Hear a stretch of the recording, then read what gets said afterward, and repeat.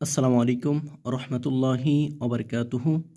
আজকে আমরা শিখব সূরাতুল ইখলাস মাক্কিয়া।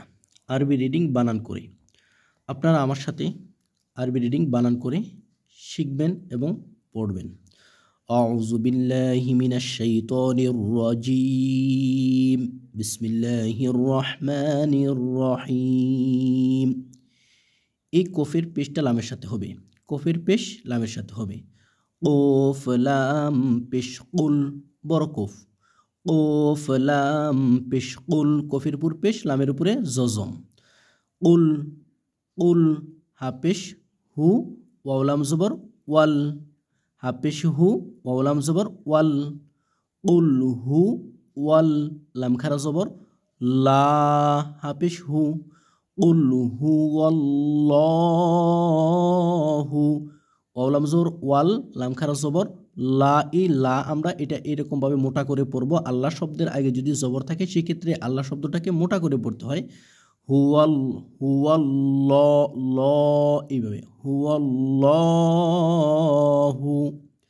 হামজা জবর আ, হা জবর হা, আহা। দাল দুই পেশ দুন, আহাদুন।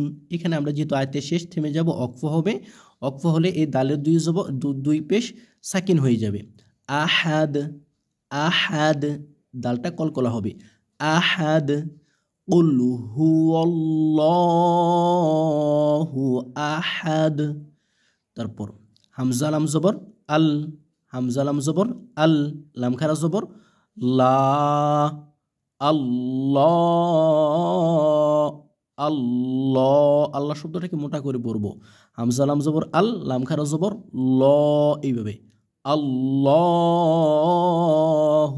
হাসত পেশ হুস, আল্লাহুস। সদ জবর স, মিম জবর মা, সমা। দাল পেশ দু আছে, সমাদু। এখানে আমরা আয়াতের শেষে অক্ফ করার কারণে কি হবে, এই দালের পেশ সাকিন হয়ে যাবে। সমাদ সমাদ। আল্লাহু সমাদ। আমরা যেন সামাদ না বলি, সামাদ হলে তো সিন হয়ে যায়, এটা হচ্ছে স। তাহলে আল্লাহু সমাদ, আল্লাহু সমাদ।